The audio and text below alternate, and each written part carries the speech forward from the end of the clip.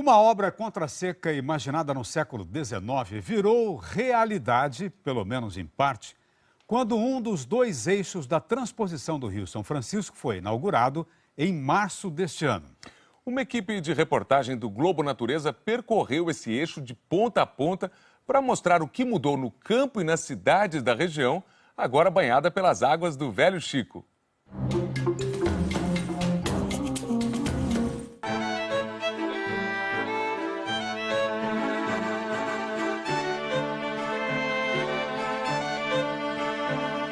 Essa é a paisagem seca, cinza do sertão do Cariri paraibano após 6 anos de pouca chuva. Plantações e rebanhos encolheram. A região ficou mais pobre. Foi para amenizar o sofrimento dos sertanejos que o canal da transposição trouxe a água do Rio São Francisco.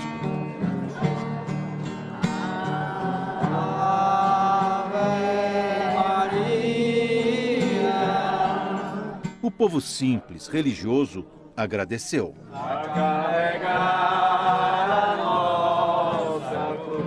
Viva Nossa Senhora Aparecida! Em Camalaú, da Caatinga, por onde passou a procissão do dia de Nossa Senhora Aparecida, dava para ver o rio Paraíba, ressuscitado. Isso não é água, é uma bênção que veio aqui para o Nordeste, sabe? Para a gente. Para todo mundo aqui da região de Monteiro, a Campina Grande, é uma bênção, sabe? É um ouro. Apesar que nós estamos vendo a água ali correndo. A transposição tem 2 eixos. O norte, que não está pronto, vai captar água na divisa da Bahia com Pernambuco e abastecer rios do Ceará, Rio Grande do Norte e Paraíba. O eixo leste foi inaugurado em março passado e já está funcionando. A captação é feita um pouco abaixo e o eixo alimenta rios e açudes do Cariri paraibano e irá levar água para quase 100 municípios de Pernambuco. Eu estou exatamente no ponto zero do eixo leste da transposição. Este é o lago da represa de Itaparica, formado pelo Rio São Francisco, e ali está a entrada do canal que capta a água que será desviada. A partir daqui, tudo que vamos ver tem grandes dimensões. São 217 quilômetros de canais, aquedutos, cânions escavados na rocha, um túnel, 6 estações de bombeamento e 12 reservatórios que regulam o volume de água. A água passa direto por muitas cidades de Pernambuco que hoje não podem usá-la. O eixo segue direto para Paraíba. O fim da linha é a cidade de Monteiro, onde a água é despejada para encher o rio Paraíba. O ponto de deságue é a atração turística. Há anos não se via tanta água. Nesta época, no ano passado, ele estava seco. Moradores antigos lembram que a transposição é uma promessa que estava no papel 170 anos atrás. Há quanto tempo o senhor ouviu falar em transposição? Isso desde criança. Se falava do São Francisco, que o rei, o imperador Dom Pedro teve aí, viu o sofrimento do povo e disse: eu vou vender a última moeda do império, mas eu trago a água do São Francisco, que nunca fez. A transposição pôs fim a um racionamento duro em Monteiro. Em média, só havia fornecimento uma vez por semana. Essa água aí, a gente estava precisando muito dessa água, né? Porque aqui estava em estado de calamidade aqui a cidade. Chegou na hora certa. A gente achou que chegou na hora certa. Mas a gente está achando que está precisando de distribuir mais água para a cidade. Essa é uma reclamação ao longo de toda a transposição. A água nem sempre é para todos. A prioridade é abastecer as cidades que estavam com racionamento. E a prioridade das prioridades é Campina Grande. A transposição das águas de São Francisco foi inicialmente projetada para dar segurança hídrica às cidades, à urbe. Como Campina Grande está no meio dessa história, ela teve muita força e influiu decisivamente na antecipação ou na pré-operação do sistema de transposição das águas do São Francisco. A água do São Francisco, despejada em Monteiro, segue por 118 quilômetros pelo leito do Rio Paraíba até o açude Boqueirão, que abastece Campina Grande. E daqui não passa. Não se sabe quando o açude poderá liberar água Paraíba abaixo.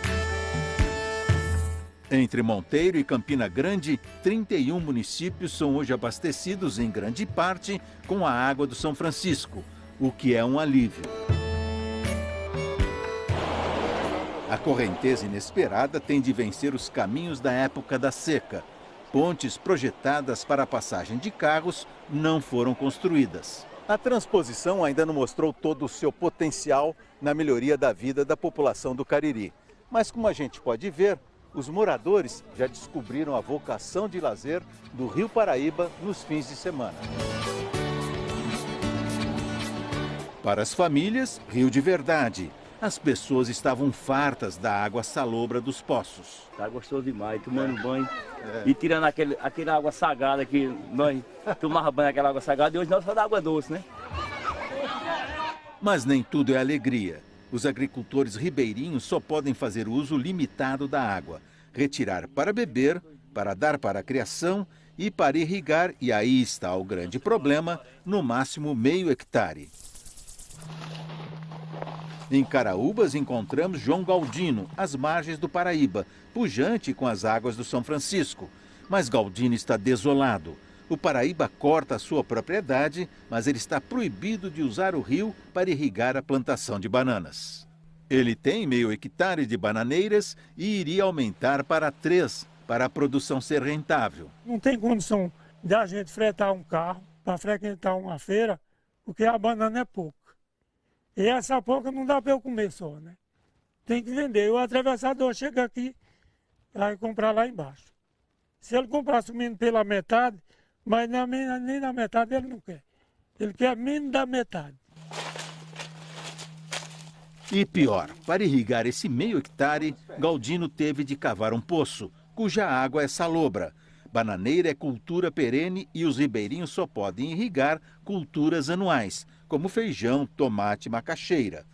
Galdino estava melhor antes da chegada da água. É que ela cobriu o poço bom que ele tinha no leito seco do rio. Antes que a água chegou, eu estava irrigando. Quando a água chegou, eu vou perder a bananeira porque chegou a água.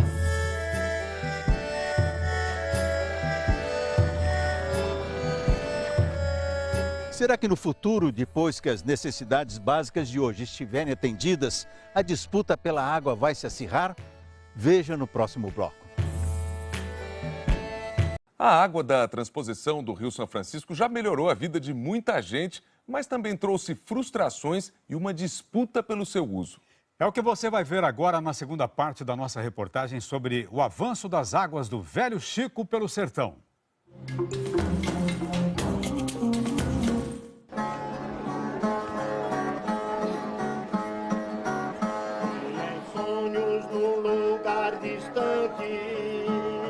As águas do Rio São Francisco, trazidas pelo eixo leste da transposição, ressuscitaram o Rio Paraíba entre Monteiro e Campina Grande e mudaram a vida de muita gente. E por ela grande multidão.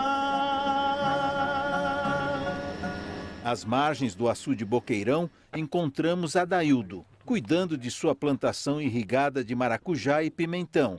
Ele está de volta à sua terra e produzindo. Você vai colher quando isso aí? Eu acho que daqui a 30 dias. Daqui a 30 dias eu acho que esse maracujá está chegando.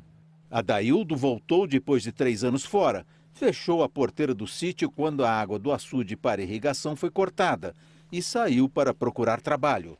Não deu certo e perdeu dinheiro. Quando havia água, ele tinha 10 hectares irrigados. Hoje, pelas regras da transposição, só pode irrigar meio hectare. Agora é um bom começo, né? Uma esperança de a gente recomeçar as atividades agrícolas. Né? É pouco, meio hectare, mas para quem estava no zero, né, já é um bom começo.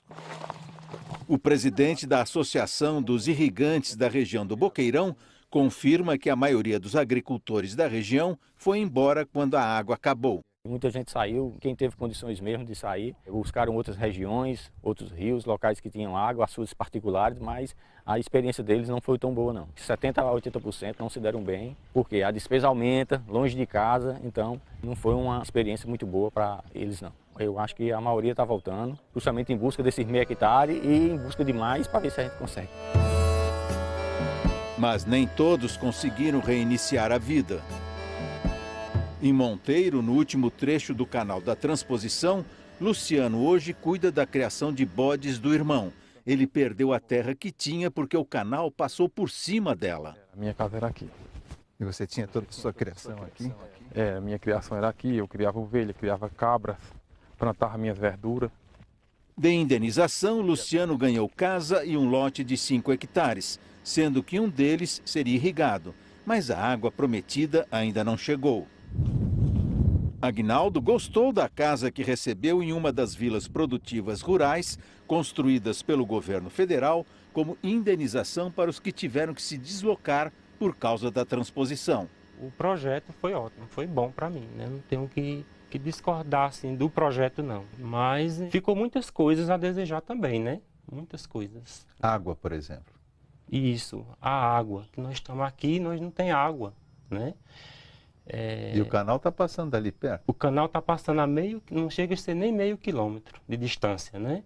E nós estamos com toda a tubulação aqui pronta, aguardando a água chegar e nada da água chegar.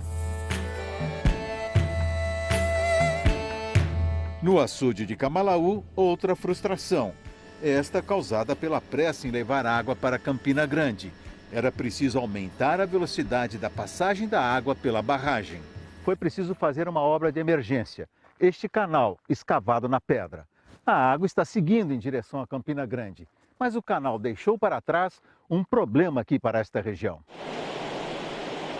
A obra emergencial abaixou o ponto de saída da água e condenou o açude a ficar com apenas 15% do volume por mais água que ele receba.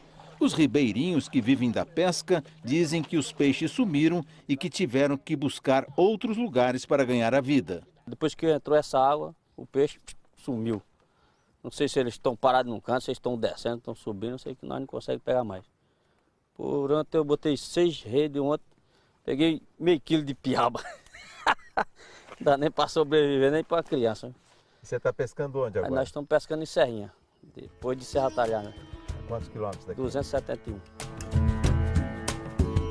Para piorar, a criação de tilápias que sustentava várias famílias foi proibida.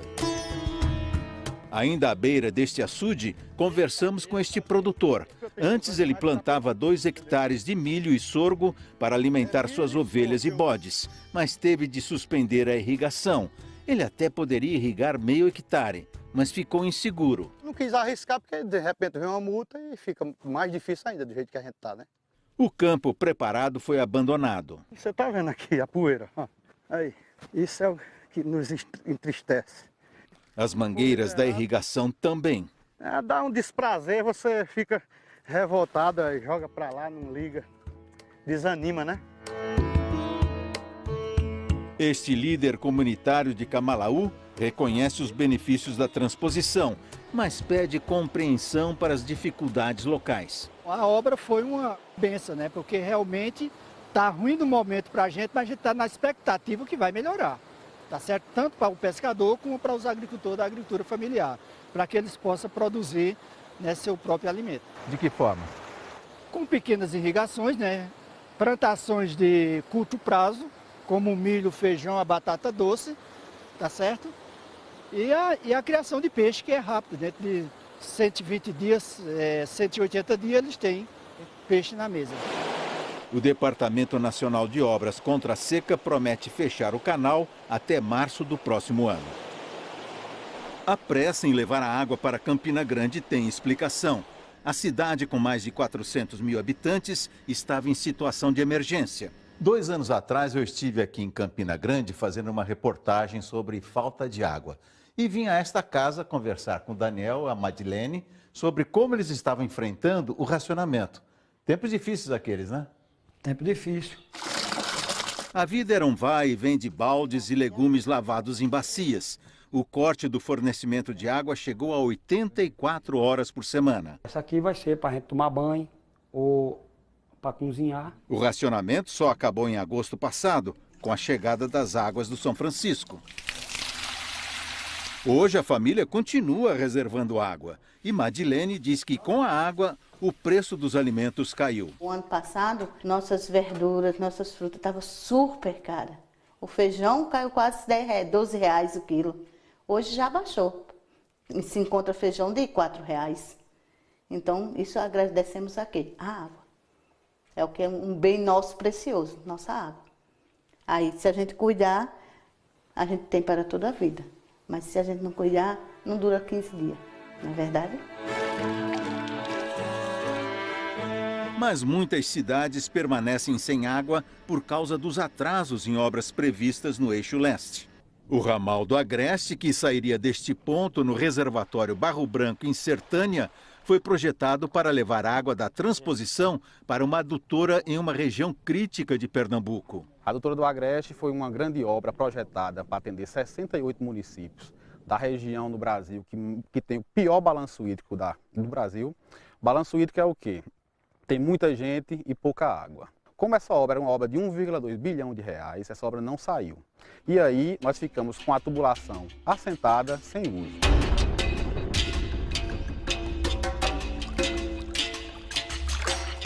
O ramal não ficará pronto antes de 2020. Para remediar, o governo de Pernambuco iniciou uma obra de emergência para levar para a mesma região um pouco da água deste outro reservatório da transposição, o Mochotó. A Lagoinha, no agreste pernambucano, está sem água encanada por causa do atraso do ramal. A população gasta tempo e dinheiro para conseguir água de carros-pipa e de carroças-pipa. A entrega custa caro. R$40. R$40 eu pago. Hoje mesmo eu comprei. A promessa é que a obra de emergência irá trazer água para a Lagoinha no começo de 2018. Mas o povo sempre desconfia. Você acha que a água vai chegar ou não? Eu não acredito, não. Por que não acredita? Por que não acredito? Porque cadê a chuva? É? Mas vai vir a água de São Francisco. E o Rio de São Francisco, eu vejo a reportagem na televisão que está bem baixinha a água. Como é que vai dar para chegar para todo mundo? Eu só tenho fé na que vem do céu. Essa aí eu tenho fé, que Deus manda, mas essa que os homens mandam eu não tenho fé, não. Quando Dona Maria diz que a água está bem baixinha, ela está falando do reservatório de Sobradinho, na Bahia. Este lago artificial, o maior do Brasil, é o grande regulador da vazão do Rio São Francisco. A água que é desviada para a transposição depende do volume de água de Sobradinho, que hoje está com apenas 2% de sua capacidade por falta de chuva na Bahia e em Minas Gerais. Produtores de frutas retiram água do lago para alimentar perímetros irrigados grandes e complexos, com canais e bombeamentos. Os perímetros estão fora da área da transposição. Este, em Petrolina, Pernambuco, reúne 2.300 produtores que têm, em média, uma área irrigada 20 vezes maior do que a dos ribeirinhos do Rio Paraíba, limitados a meio hectare. Por enquanto, eles estão bem, exportando uva e manga, mas o nível de Sobradinho criou uma grande incerteza por aqui. Eles já não irrigavam aos domingos e agora a Agência Nacional de Águas proibiu a irrigação também às quartas-feiras. A situação, eu diria que é muito crítica, porque nós só temos mesmo, vamos dizer, garantia de água até o início de dezembro desse ano. A partir daí, nós dependemos do regime de chuva em Minas Gerais e oeste baiano, coisa que a gente ainda não sabe o que vai acontecer no período úmido. Todos os projetos de ampliação, crescimento ou compra de novas áreas estão paralisados no momento, porque a previsão de 2018 não é animadora.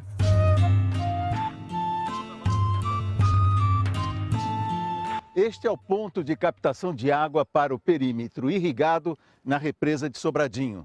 Ali em cima dá para ver a linha de água quando a represa está cheia. É uma diferença de 9 metros. Isso equivale a um prédio de 3 andares. Imaginem o volume de água que desapareceu. Se a fruticultura do Vale do São Francisco fracassar, este cenário pode desaparecer. O contraste do verde ao lado do cinza da caatinga mostra o que a água pode fazer pelo semiárido brasileiro. É por isso que na linha da transposição, os produtores tentam de tudo para driblar a restrição de apenas meio hectare. Em São Domingos do Cariri, Roberto, que planta feijão, dividiu a terra entre membros da família. Aquela parte de lá do feijão é do filho do Roberto. Esta parte aqui, da esposa. E aquela parte ali é do próprio Roberto. Roberto, Então, para crescer, você vai ter que ter mais filhos ou você já tem filhos aí para entrar na sociedade? Tem que arrumar mais filhos para continuar na cultura, né? Você está pensando em colocar mais 2 filhos como proprietários aqui? 2 filhos como proprietário para poder eu ter mais uma área maior para a gente trabalhar. Não foi difícil dividir a terra. Roberto mudou a titulação no Imposto sobre a Propriedade Territorial Rural e no Cadastro Ambiental. Resultado? 1 hectare a mais de feijão. No Congo, município do Cariri, descobrimos que há os que burlam as limitações. Ao percorrer as margens do rio Paraíba, nos chamou a atenção esta área. Ela é muito bem irrigada, como a gente pode ver pela canalização. É grande, não parece ser uma propriedade de agricultura familiar. E mais um detalhe, aqui só tem uma única cultura, tomate. A área tem 2 hectares, 4 vezes mais do que o permitido. Encontramos Isnaldo, que veio desligar a bomba que puxa a água do rio. Agora você desligou. Ele admite que a plantação é comercial, que ele é meeiro dela e que contratou trabalhadores para plantar o tomate. Não é mesmo agricultura familiar. O dono da terra chegou e, para nossa surpresa, é um funcionário público da Cagepa, a Companhia de Águas e Esgotos da Paraíba. E agora você está irregular também. Agora eu vou ter que tirar o que eu tenho. Você está irregular porque você está plantando 2 hectares de tomate e tirando a água do rio. Então eu tenho que... Você sabe que isso é proibido. Exatamente. Você que é da Companhia de Águas, mais do que ninguém sabe que é proibido, né? Exatamente. Ele mostra uma notificação deixada por fiscais do governo que estiveram no local 15 dias antes. Eles deram 30 dias para o tomate ser colhido, com o compromisso dos produtores de diminuir a área plantada para meio hectare. No açude Boqueirão, dá para ver muitas bombas nas margens e canalizações levando a água para longe. É uma disputa com a cidade de Campina Grande, que tira a água daqui. Como se vê, junto com a água veio também a briga pela sua distribuição e pelo seu uso. A previsão de quem pesquisa o assunto é que quando o Boqueirão atingir um volume que garanta definitivamente o abastecimento de Campina Grande, essa disputa pela água vai se acirrar. Este geógrafo, que estuda conflitos sobre o uso de água, acha que vai surgir uma pressão grande dos que recebem pouca água ou nenhuma água. Quando a água chega, ela traz com ela também problemas. E um destes problemas é exatamente o conflito pelo acesso e uso dessa água. Porque a população do semiárido, que criou uma expectativa secular em relação à chegada das águas da transposição, e agora vê essa chegada das águas, elas passaram a ter a esperança de melhorar de vida. A água não seria apenas para beber e matar sede. Eles esperam que ela também seja um potencial de desenvolvimento. Eles querem água para produzir, para atrair investimentos, para melhorar de vida. Para melhorar a vida de todos no sertão, é preciso terminar o que foi projetado, distribuir a água com justiça e preservar esta riqueza que é escassa. E aqui, ó, água boa.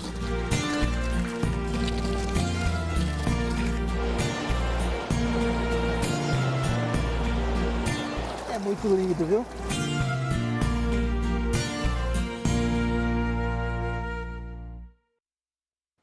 A transposição do São Francisco é uma obra cara e importante, custou quase 10 bilhões de reais. Mas, como falou Dona Maria Maíse na reportagem, a obra não vai fazer milagre. Tem que chover bastante na bacia do rio. E as comunidades, o poder público precisam preservar o Velho Chico, sem esquecer dos afluentes na Bahia e em Minas Gerais.